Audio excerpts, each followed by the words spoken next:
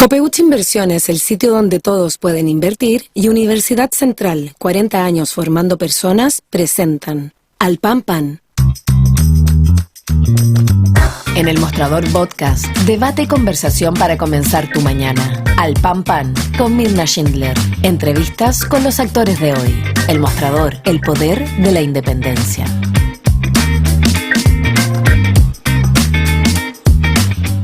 ¿Cómo están ustedes? Muy buenos días. Comenzamos un nuevo capítulo de Al Pan Pan aquí en el mostrador.cl para seguir analizando los resultados electorales. Ayer estábamos conversando, ¿se acuerdan?, con la senadora de Renovación Nacional, María José Gatica, y con el senador del Partido Socialista, José Miguel Insulza. Hoy día es el turno para nosotros con la presidenta de Evópoli y ex consejera constitucional, Gloria Huth, para analizar también el escenario que se abre tras el resultado del domingo y, por supuesto, también la autocrítica que hace su sector. Paso entonces a presentar a Gloria Huth. Gloria, 1.000.000 de gracias por estar con nosotros esta mañana. Muchas gracias, Mina. Gracias por invitarme. Gloria, vamos a hablar, por supuesto, de todos los procesos que se vienen, pero me interesa mucho su opinión, en tanto, además, no solo como presidenta de Evópoli, sino que usted fue parte del Consejo Constitucional. ¿Cuál es la reflexión que usted hace? ¿Cuál es la autocrítica para entender este resultado?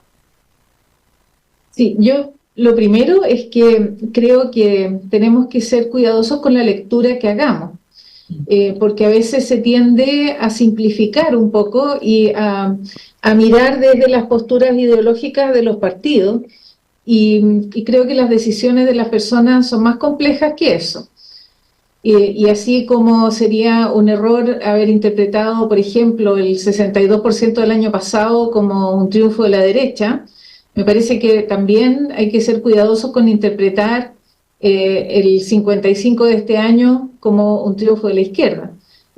Creo que hay un mensaje al sistema político que es muy grande, muy importante. Me parece también que la complejidad de una constitución tal vez necesitaba más tiempo.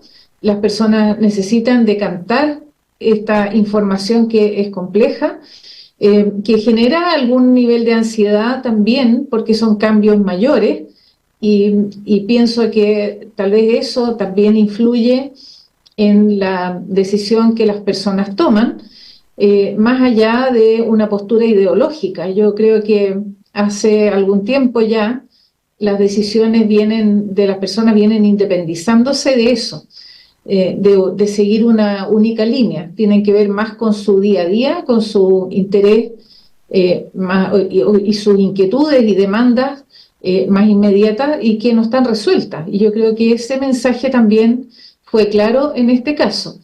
Y más allá, como digo, de lo que pudo hacer mejor cada sector, yo por lo menos creo que tenemos que mirar con mucho más cuidado la forma en que las personas tomaron la decisión y el mensaje que está detrás de eso, que por lo menos yo lo leo como un mensaje al sistema político que es muy contundente.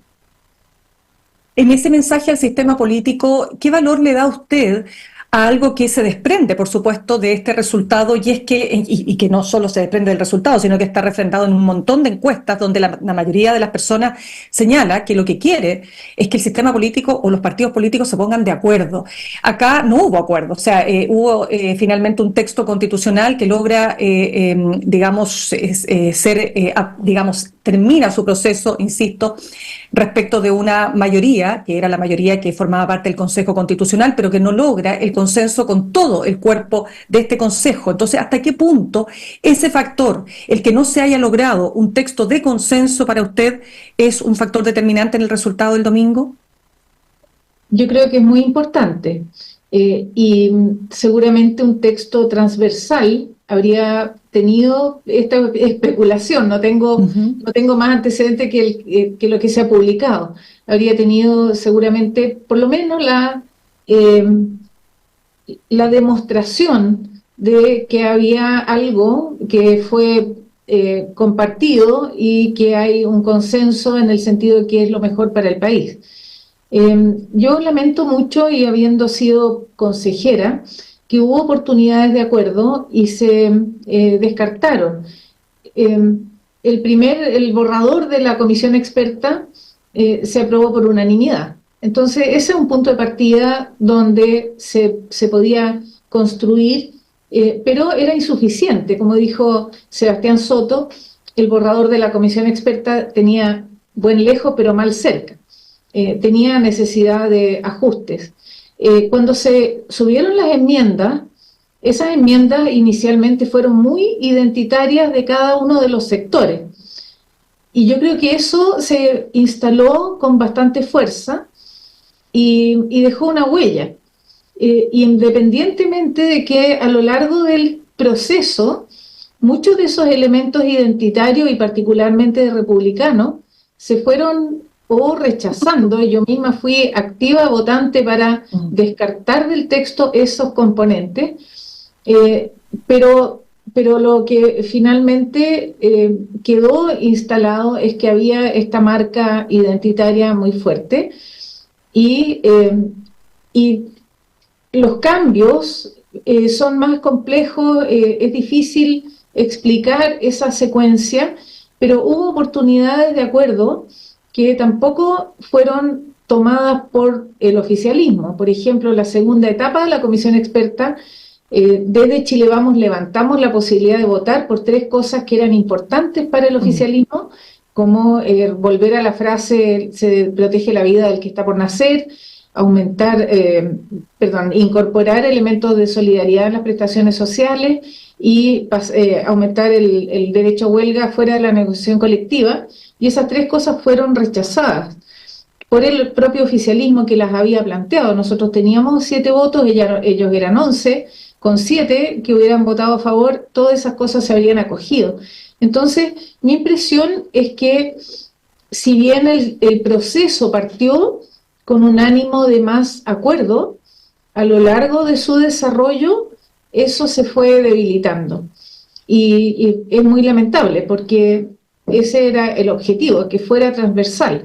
Yo digo que fui muy activa tratando de despojar el texto de marcas identitarias y de acoger propuestas, una particularmente la paridad de salida, en que logramos que hubiera una votación prácticamente unánime, pero no fue suficiente. Yo creo que faltaba más para los acuerdos. Claro, fíjese, Gloria, que estoy viendo acá los resultados del análisis que hace la consultora Ann Holster respecto de los resultados, y señala lo siguiente: los jóvenes lideraron el voto en contra, y dentro de ese voto en contra de jóvenes, las mujeres menores de 34 años, ¿no? Entonces eso un poco uno podría inferir que se trata de ese segmento que está mucho más vinculado, digo, las mujeres, a una ley como el aborto en 3 causales, porque aquí hay varios temas. Uno, lo que usted señala, ¿no es cierto?, el tema del qué por el quién, pero también estaba la objeción de conciencia, que algunos dicen, ¿para qué haberla puesto en la Constitución? Porque, claro, eso iba a ser bajado de una ley, pero no sabemos si la ley, cómo iba a quedar la ley, porque eso depende de las mayorías parlamentarias. Pero ya el solo hecho de poner la objeción de conciencia en la Constitución era un tema, como el tema de las contribuciones, es decir, estos gustitos identitarios que algunos se dieron, y yo le pregunto si usted cree que esos 3 aspectos, por lo menos, fueron determinantes de alguna manera, ¿no es cierto?, en este resultado. Yo creo que sí, que ese mensaje quedó independientemente. Mira, por ejemplo, la objeción de conciencia quedó en forma genérica, y donde está, y ¿te acuerdas que había partido como objeción de conciencia individual e institucional? Exacto. Y siempre en contra, porque encontraba un despropósito, particularmente la objeción de conciencia institucional. Pero si te vas a la ley que despenaliza la interrupción voluntaria del embarazo, la ley de aborto en 3 causales, en esa ley está regulada la objeción de conciencia individual e institucional.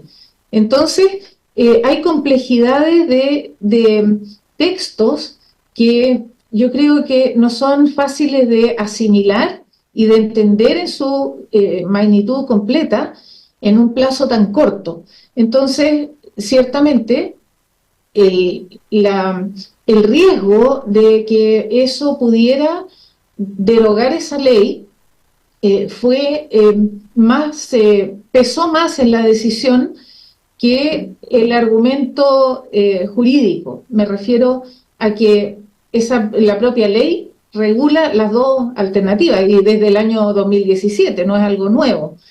Entonces, creo que hay un riesgo, una valoración de libertades de las mujeres, sin duda, de las mujeres jóvenes. Y como digo, yo fui activa votante para justamente proteger esos derechos. Si tú te acuerdas, en la primera votación, el artículo 1, sí, inciso 1, la primera votación del Pleno, tenía la frase todo ser humano es persona. Claro. Y nosotros logramos, con otros 3 consejeros de Chile Vamos, el voto de abstención, con lo cual eso se cayó. Y al caerse esa frase, se debilitaba toda la argumentación, y la frase de quién está por nacer o el que está por nacer, la verdad es que no tiene un sustento jurídico, no hace ninguna diferencia, siempre se refiere al ser humano no nacido, lo mismo que la ley.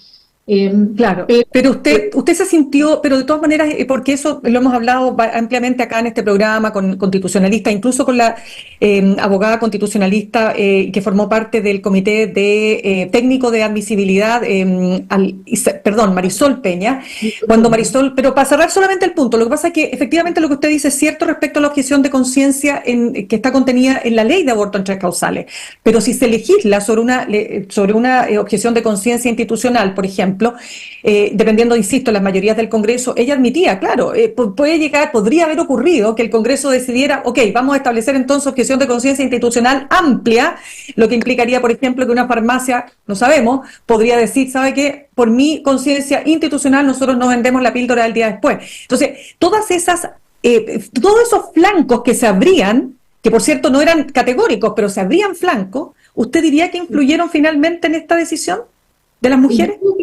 Yo creo que sí, porque generó al menos la incertidumbre. Porque el argumento, y yo estuve en varios debates, y el argumento que me daban es lo mismo que planteas tú, que podría presentarse, me lo decían con nombre, Republicanos podría presentar un proyecto de ley, pero eso, independientemente de la Constitución, siempre los partidos pueden presentar proyectos. Eso es inevitable, es la democracia, y si tienen mayoría posiblemente van a sacar adelante su proyecto. Pero lo que importa es lo que está en el texto constitucional, y eso no tenía una implicancia directa. Para mí, por lo menos, el texto quedó con un planteamiento que no arriesga en sí mismo. Esa pieza jurídica no pone en riesgo la ley de aborto en 3 causales. El riesgo generalmente se planteó en esos términos, es que existía la posibilidad de que se presente un proyecto de ley en el Congreso, pero a mi juicio esas son cosas distintas.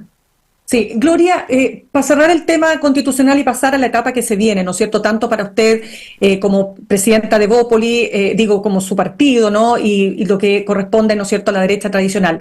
Pero quiero preguntarle antes de eso, ¿cuán sola se sintió usted, si es que acaso se sintió sola? ¿Para qué? Para haber logrado un texto de mayor consenso en el sentido de lo que se discute hoy día, es decir, repetimos con otras formas lo que pasó con la convención pasada. O sea, finalmente lo que se sostiene en un amplio arco es que aquí se trataba de un texto que era mucho más un programa de gobierno de un sector político que un texto que uniera al país, una que nos una con amor.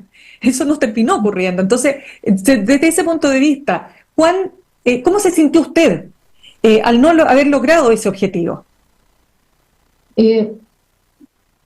A ver, no sé cuál es la sensación. Claro, la sensación que le toca a usted, porque me imagino que hay un cierto sabor amargo, pues usted estuvo en todo un proceso y ese proceso termina rechazándose. Hice mucho esfuerzo por encontrar las partes, por unir las partes y por buscar los votos para, como decía antes, despojar el texto de estos elementos identitarios. Yo creo que en gran medida eso se logró. Yo por lo menos siento que ese texto recogió ese esfuerzo en gran parte. Y sí queda una diferencia, y si uno tiene que darle tal vez un elemento de sesgo al texto, es que efectivamente tiene una mirada que está más asociada al sector de derecha, porque se apoya más en la libertad de elegir de las personas mientras que las propuestas de izquierda estaban más apoyadas en el Estado, por ejemplo, como un proveedor universal de los servicios. No sé, ese tipo de diferencias sí quedan, pero los elementos identitarios del inicio, ¿te acuerdas que estaba la cueca y el rodeo? Sí. Me acuerdo que estaba también la cultura que se financiaba sujeta a que no transgreda las tradiciones chilenas, la moral y las buenas costumbres. Yo cuando leí eso dije, bueno, lo voy a votar en contra de todas maneras, porque el arte en esencia es transgresor, o sea, no puede poner esa condición en la Constitución, y eso se cambió. Entonces, lo que pasa es que el planteamiento inicial pesó mucho, y a pesar de que se fue corrigiendo en el tiempo, no fue posible revertir esa definición. Y por otro lado, yo tampoco sentí una voluntad completa y a todo evento del oficialismo por buscar esos acuerdos. Por ejemplo, había textos que eran iguales cuando se presentaron las primeras enmiendas de izquierda y de derecha, y era muy difícil lograr una unidad de propósito. Hubo muy poquitas unidades de propósito, que era una presentación conjunta, independientemente de que los textos eran iguales.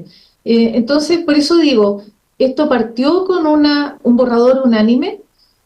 Eso tuvo un quiebre con la presentación de las enmiendas, porque esas enmiendas fueron muy identitarias de todos los sectores.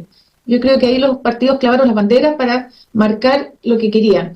Y después, a lo largo del proceso, eso se fue mitigando bastante. Hubo muy buena discusión, yo eso quiero rescatarlo del proceso. El nivel de la discusión fue muy bueno, de mucho respeto además, pero de mucho contenido.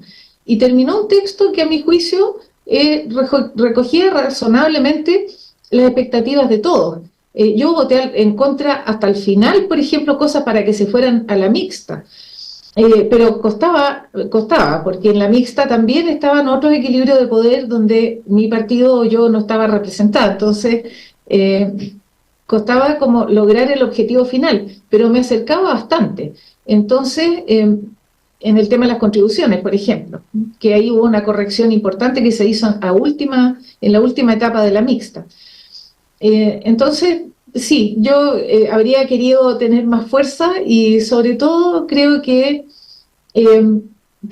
Chile Vamos, que tenía 11 votos, tenía una posibilidad de incidencia en esos votos, y la ejercimos en algunos momentos bien, en forma bien contundente, en otras menos. ¿Y esas otras menos, por qué diría usted, estaban divididos ahí? Había más sintonía, por ejemplo, de algunos consejeros con las propuestas de republicanos, y otros no. Es claro que los consejeros Gallardo, Becker, Eluchans y yo teníamos una visión más liberal de las cosas, y eso es lo que permitió, como digo, ir haciendo ajustes en el texto y lograr las votaciones que finalmente logramos. De todas maneras, claro, disculpe. Por ejemplo, para mí fue un logro que la votación de la paridad de salida, que era muy emblemática en contra de republicanos, se aprobara, como digo, prácticamente por unanimidad. Ahí hubo yo lo leí también. Para mí había dos objetivos. Uno, el tema en sí mismo. Yo estoy muy convencida de que es necesaria esa norma, pero además una demostración de que están dispuestos a ceder en cosas que para ellos eran muy importantes, y esas cosas las fuimos logrando. Gloria, una última pregunta sobre el Consejo, entendiendo que la mayoría la tenía, o sea, de todas maneras la derecha tradicional junto con republicanos. La pregunta es fundamentalmente, en ese marco, ¿republicanos el responsable principal, digamos, de esta derrota? Yo creo que son como dos planos. Uno es el plano formal, y sin duda quien tiene la presidencia de la mesa y tiene la mayoría tiene un rol importante, porque eran los que podían marcar el rumbo. Si bien no tenían todos los votos, como quedó demostrado en las votaciones, por ejemplo, en las que nos abstuvimos nosotros, no siempre tenían la posibilidad de incidir en todo, pero sí tenían una mayoría importante que además implicaba un mensaje a la ciudadanía de los contenidos, que yo creo que ese es otro ámbito de responsabilidad. Y después es la visión política, en el sentido de que es muy legítimo tener una propuesta ideológica. En el caso republicano es una propuesta que tiene además un elemento confesional, pero también es importante tener en cuenta que eso no se puede transformar en política pública. Entonces, creo que ahí hay una dificultad por la naturaleza de su propia propuesta ideológica, digamos, que hace difícil que ellos se digan en cosas en las que tienen una convicción que va más allá del pensamiento ideológico puro, ¿no? Es una cosa de convicción de fe, y eso lo complejiza más. Gloria, analicemos ahora los escenarios que se abren en varios puntos. Vamos a hablar de los acuerdos, si se pueden o no llegar a acuerdos con el gobierno para sacar adelante temas pendientes, pero antes de eso, ¿cómo se reconfigura el arco de la derecha, que va desde la derecha liberal a la que usted pertenece, o una derecha más cercana al centro, hasta esta nueva derecha que se abre más hacia la derecha de republicano, es decir, realmente una derecha llamada ultraderecha, si se quisiera, desde el punto de vista político, del análisis político, como la que representa el senador Rojo Edwards? ¿Qué cree usted que va a pasar acá? ¿Cómo se va a rebarajar? Y particularmente su partido, ¿dónde se siente usted más cómoda? ¿Con demócratas y amarillos o con la UDI y Renovación Nacional? Yo creo que aquí hay una mirada amplia que hacer, y tenemos un escenario de polarización que viene desde la elección presidencial. Y en la medida que pasa el tiempo, pareciera que esa polarización se hace más visible y genera riesgos. Cuando el centro se debilita y la polarización aumenta, los países se transforman tienen elementos de inestabilidad. Entonces es muy importante recuperar el centro. Y en ese centro liberal estamos nosotros, y nosotros nos sentimos muy cómodos en Chile Vamos, es nuestro domicilio político, y hemos vivido con esa diversidad, siendo la UDI, por ejemplo, un poco más conservadora, nosotros somos más liberales, pero hemos podido, y RN también está un poco más cerca del centro liberal, hemos podido avanzar y tener éxitos electorales importantes en esa identidad. Ahora, después de esto, y quiero hacer la diferencia entre la composición del Consejo, que fue una tarea específica para producir este texto, y la potencial alianza que pudiera generarse. Yo creo que eso no. Nosotros hemos sido claros desde hace mucho tiempo en que no podríamos estar en un pacto electoral, por ejemplo, con republicanos, porque justamente tenemos propuestas ideológicas muy distintas, nuestros proyectos políticos son distintos. En cambio, con Chile Vamos sí nos sentimos muy cómodos. Y durante todo este proceso, desde el Acuerdo por Chile del año pasado, empezamos a conversar también con amarillos y demócratas, y tenemos sintonía en estas miradas de centro liberal. Y eso es una conversación también abierta. Entonces, yo efectivamente creo que hay una reconfiguración, que Rojo Edwards y su equipo es la derecha ya más radical, uno puede decir ya no es conservadora, es más radical. Después Republicanos tiene su identidad también bastante marcada, y después yo creo que también se afirma que la UDI, RN, Evópoli están más hacia el centro, y yo creo que ahí tenemos esa oportunidad de reforzar el centro, especialmente para las elecciones que vienen, y eventualmente ampliar una relación con amarillo y demócrata. Ya, y eso implica, eso cuando dice ampliar, ¿usted se lo imagina como una gran alianza? O sea, ampliar la coalición y que se integren demócratas y amarillos, ¿esa posibilidad existe? Eso es un tema que está muy abierto, ¿no? Todavía no hemos tenido ni siquiera una conversación o una reunión donde hayamos abordado ese tema. Pero vemos que hay una sintonía, y creemos que es importante ver las modalidades. Puede ser dentro o no de la coalición. Pero como digo, no es algo que dentro de Chile Vamos siquiera hayamos discutido. Entonces, me parece prudente esperar hasta tomar una decisión, porque en Chile Vamos estamos trabajando muy bien, estamos muy coordinados y creo que es ahí donde tenemos que concentrar el esfuerzo. Cuénteme, Gloria, ¿qué le parece a usted las palabras del coordinador de la campaña de la Favor, el analista de la UDI, Gonzalo Müller, que dijo textual en una entrevista al medio Exante: la oposición no debiera ceder ni un centímetro a las reformas del gobierno?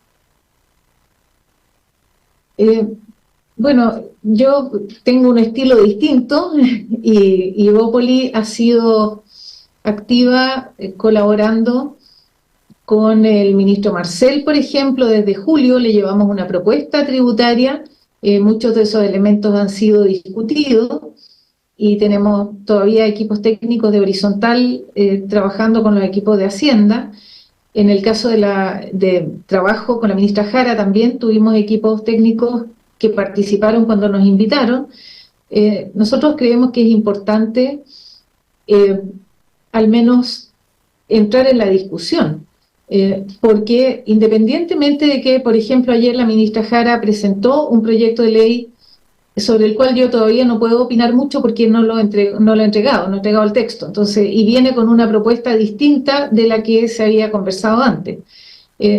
Al menos hay que mirarlo, pero creo que hay una necesidad de llegar a acuerdos que era parte del foco importante del texto, era corregir el sistema político para favorecer los grandes acuerdos, porque un déficit que tenemos en el sistema político es la posibilidad de llegar a esos acuerdos. Llevamos 10 años sin poder hacerlo.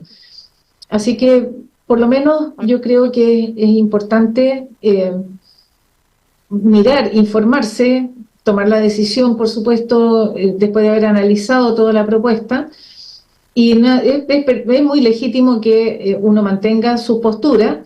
Y en el caso de pensiones, me acuerdo que hay varios puntos en los cuales ya había acuerdos preliminares. No sé si eso ya viene dentro del proyecto o no. Eso vamos a tener que mirar.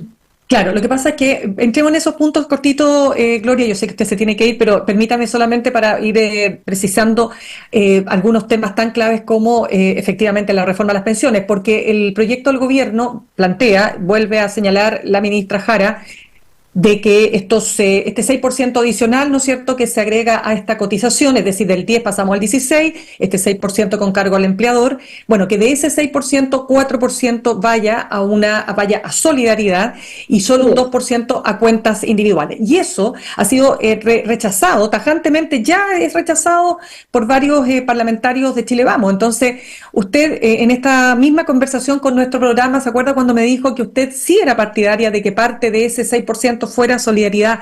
¿Mantiene esa posición? No,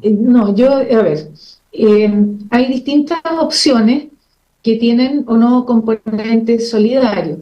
En este caso, esto se origina desde, por ejemplo, el 3 y 3 del presidente Piñera, que eran 3 y 3 cuando no había una pensión garantizada universal. Actualmente existe la pensión garantizada universal y es un componente solidario de gran importancia. Y nosotros creemos que esa es la forma. No tenemos ninguna duda en el aumento del 6% de las cotizaciones. Lo que sí nos preocupa es la forma en que se resuelva, que no afecte, por ejemplo, el empleo, pero sí es necesario aumentarlo y la postura es la que ya hemos coincidido, es que sean ese aporte a las cuentas individuales y el componente solidario, como es la PGU, se provenga de fondos centrales. Para eso es necesario aumentar recaudación, por eso estas cosas no son independientes y por eso fuimos a hablar con el ministro Marcel para plantearle fuentes de recaudación sin aumentar impuestos. Él plantea, y ahí hay otro punto donde también tampoco hay acuerdo hasta ahora, él plantea más recaudación con aumento de impuestos.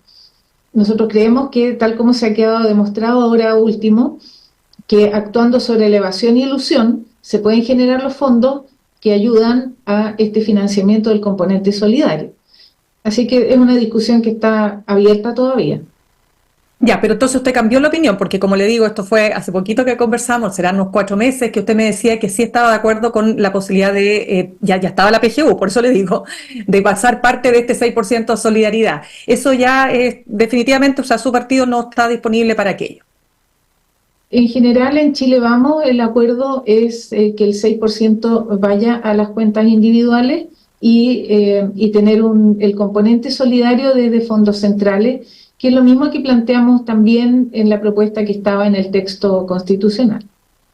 Respecto, perfecto. De todas maneras, respecto de lo que... A ver, varios temas, porque aquí se necesita avanzar hacia este Ministerio de Seguridad, le hace todo lo que significa, ¿no es cierto?, la coordinación para poder combatir de manera más eficiente el crimen, la delincuencia y el crimen organizado. Está la ley corta de SAPRES, a la larga, digamos, está pendiente la reforma a la salud. ¿Qué va a hacer su partido? ¿Cómo se compromete su partido respecto de esas reformas que también son necesarias? Por ejemplo, también impulsar el crecimiento económico para también ir en ayuda de bajar, si usted quiere, la tasa de desempleo. Es decir, todo lo que está pendiente y que quedó con una suerte de paréntesis, ¿no es cierto?, durante al menos estos últimos meses.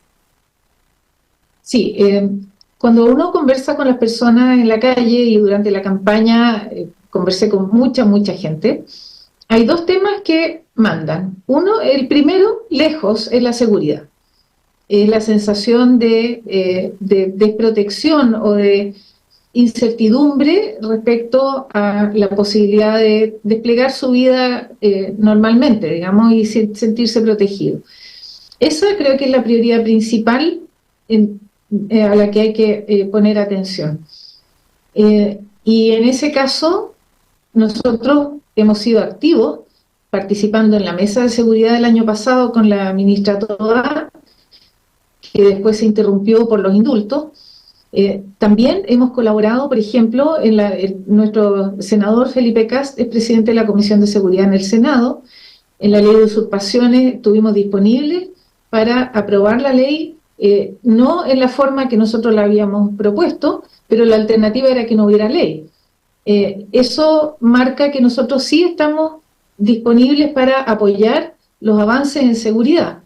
Así que depende ahora de cómo avance esa agenda. No nos olvidemos que gran parte de la agenda de seguridad se presentó en el año 2021 y fue rechazada masivamente por quienes hoy nos gobiernan. Cuando eran diputados, era en ese tiempo diputada Vallejo, el propio presidente Boric, el mismo ahora subsecretario Monsalve, votaron en contra de todos esos proyectos. Básicamente es la misma agenda la que se presenta ahora y naturalmente nosotros estamos disponibles para apoyarla. En temas de pensión, perdón, el segundo tema para las personas, yo lo vi como salud, pero una preocupación que surgió y a mí me llamó la atención porque aparecía ya con mucho más frecuencia, es la economía. Es el riesgo de perder el empleo o de que la actividad económica se deteriore. Porque, claro, es un elemento de subsistencia de las personas. Dejando aparte los temas claves que han sido foco de la discusión, como pensiones, como salud, educación. Pero hay una preocupación importante de las personas por la economía. Y por eso una agenda reactivadora también es clave, y también era parte de lo que le presentamos en julio al ministro Marcel. Actuar sobre los trámites, por ejemplo, la permisología, que se llama, que tiene bloqueados muchos proyectos de inversión importantes. Y eso entiendo que se está presentando una iniciativa y nosotros obviamente tendremos que ver si es perfectible, cuánto se parece a lo que nosotros mismos planteamos, pero es parte de los elementos que es necesario que considerar para activar la economía mucho más de lo que está ahora. Sí, Gloria. Ahora sí que la última pregunta, pero lo que quiero saber es si va a estar su partido disponible para promover esta acusación constitucional, para dar los votos, mejor dicho, a esta acusación constitucional que quiere presentar Chile Vamos, particularmente contra el ministro Carlos Montes. Eso va a depender del mérito de la acusación. Nuestro partido, nuestros parlamentarios han sido consistentes en no utilizar la acusación constitucional como una herramienta política, como fue el caso del ministro Ávila. Si te acuerdas, sí. Hubo una acusación y nuestros parlamentarios no estuvieron de acuerdo a pesar del costo popular que eso tenía, porque no había un mérito para esa acusación, independientemente de la calidad de la gestión del ministro, pero no había elementos jurídicos que la sustentaran. En este caso, creemos que la situación es distinta, es más compleja y tendremos que ver el mérito de la acusación para tomar esa decisión. Pero lo que hemos hecho consistentemente es que si hay mérito, concurrimos, si no hay mérito, no. Muy bien. Gloria Huth, presidenta de Evópoli, ex consejera constitucional, muchas gracias por haber estado con nosotros esta mañana. Gracias, Mirna. Que tenga buen día. Gracias. Igual.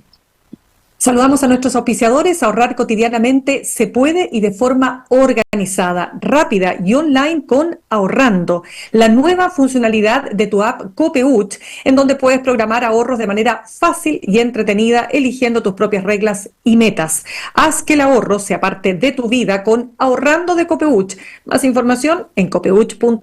Y Universidad Central, 40 años formando personas. Ven a vivir la experiencia USEN para los que buscan avanzar. Posgrados USEN, acreditada y adscrita a gratuidad. Conoce más en posgradosusen.cl. Nos vamos al corte y al regreso vamos a estar conversando con nuestro editor de newsletter Más Política, Juan Diego Montalva. Ya volvemos. En instantes, una nueva entrevista en Al Pan Pan con Mirna Schindler por El Mostrador Podcast, el poder de la transparencia.